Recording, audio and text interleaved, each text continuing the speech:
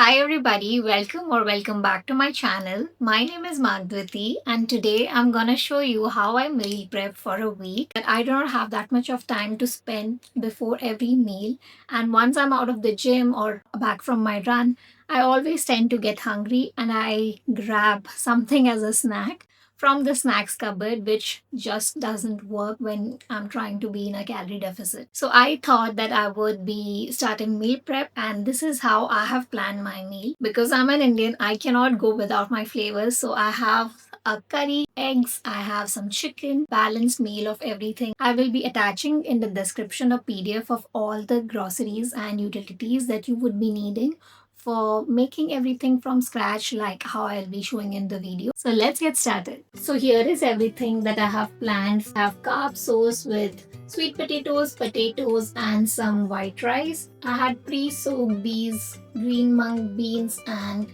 black-eyed beans. For protein, I'm having chicken. For vegetarian protein, I'm having some edamame and green peas. Eggs, I'll be making a Korean drugged egg. Because I'm trying to improve my hair health, I will be making some halim seed laddu. I had already pre-soaked 50 grams of halim seed overnight. So I'm ready to cook everything. Before we start, let me just give you the menu for the day. We are having some rice with edamame and green peas. We are having some Korean drugged eggs soaked in some soy sauce. You can have that with rice. We are having oats for breakfast. I'll be making black eye bean curry, very Indian style. I'm thinking of sprouting these green mung beans, and then I can have them as a salad later on or as a crunch on top of everything else. To spice everything up and keep it more Indian, I'm also making a green chutney with mint leaves and coriander leaves. I started by washing some white rice in cold water and setting it aside for 15 minutes before cooking. Meanwhile, the oven was already set for 20 minutes and it was time to prep the chicken. I'm using chicken breast. It's usually quite thick. I like to cut it into two halves and making them into small slices before marinating. After laying it down evenly on a baking sheet, I started with the marination. You can actually go with any seasoning that you like, but I like to add some salt, red chili powder, chili flakes, turmeric, black pepper, coriander powder, garlic powder, oregano, drizzle some olive oil and a dash of lemon juice, and equally rub all of that marination into the chicken so that it soaks in the flavor, and bake it into the oven at 180 degrees for 20 minutes. Meanwhile, use two saucepans, one for boiling your eggs and add some salt to it, and in another saucepan boil some water for the rice. Once it comes to a boil, add in your eggs and rice to the respective saucepan. You can see the exact quantities of all the ingredients listed down below in the PDF. Now while that is being prepared, let's move on to the lobia curry. I'm chopping in all the ingredients here. Some onion and tomatoes. I'm making a ginger garlic green chili paste by pounding it. About half an inch of ginger and two garlic cloves, and make a paste out of it. I'll be making this curry in a pressure cooker. Put about 2 tablespoons of oil, dried red chili, cumin seeds, mustard seeds, bay leaves, 1 clove and coriander, cardamom, the ginger garlic and green chili paste, and let it cook for some time. Then I add in the onion and salt it. Once it's little bit golden brown, add in your tomatoes and mix it all together. Then we add in our spices. I'm using some red chili powder, turmeric powder, coriander powder, and giving it a good mix. After a while, when the tomatoes are a little bit mushy, add in your beans and add in some curry powder and garam masala and give it all a good mix, and add water just about 1 inch above the beans. Cover it with the pressure cooked top. By this time the chicken was already done and it was looking so juicy and delicious, and the rice was also done.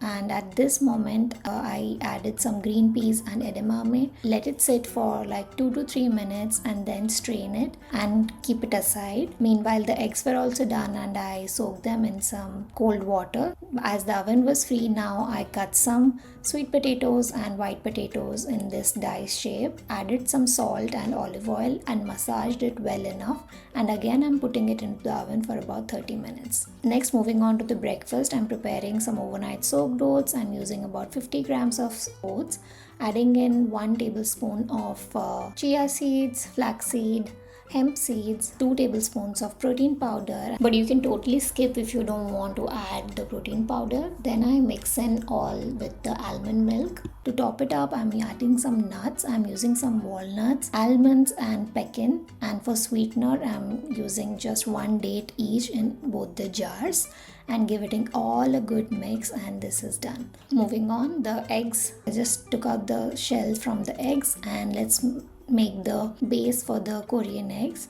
Add half a cup of water, add in spring onions, garlic, green chili, salt, honey, soy sauce, and sesame seeds, and give it a good mix. Then just dip in your boiled eggs, and your Korean marinated eggs is also done and ready. Now for the green chutney, I'm using some coriander leaves, some mint leaves, 1 clove of garlic, 1 green chili, and 2 tablespoons of yogurt, adding some salt and water, 2 teaspoons of cumin seeds. Blend it all together and your green chutney condiment is also ready. By this time, the potatoes were also done. Moving on to the last recipe of olive seed laddu, I heated up a skillet and added 2 tablespoons of ghee. Then I added half a cup of jaggery, and after mixing it well, I added the soaked olive seeds and brought it to a boil. Then I added some desiccated coconut, about half a cup. You can also use some fresh coconut if you have some with you. Then I blended some dry fruits. This is sunflower seeds, almonds, walnuts and cashews, about half a cup, and gave it a good mix and added 1 elaichi pounded to it, and kept it aside for 10 minutes before rolling them out into these balls. So that is the whole spread. We got our chicken, our soy marinated eggs, lobia or black bean curry, some edamame and green peas rice, and baked potato and sweet potato.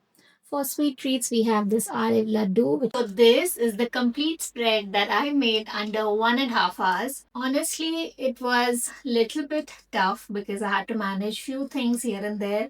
But I'm pretty sure that I will be rewarded with food anytime I'm hungry just by opening the fridge and microwaving this. I can actually mix mash few things here and there. Like I can some days have some rice with some Korean drugged eggs. I can have rice with some curry. I can have some chicken with some sweet potatoes. I have purposefully not cut the cucumbers and carrots because I really like that to be crunchy enough. And I feel that if I cut them and put them in boxes, it becomes little bit softer. So I like to cut them fresh and have them. For breakfast, it's easy enough, just overnight oats. So I have 2 containers. So I like to repeat this after my 2 days of breakfast. Again, top it up with the same ingredients and then use it for breakfast again. Then for dessert, we have some olive seed laddu. I would suggest putting this in an airtight container and putting it into the fridge, because if you get moisture in your place, then it will spoil the laddus very soon.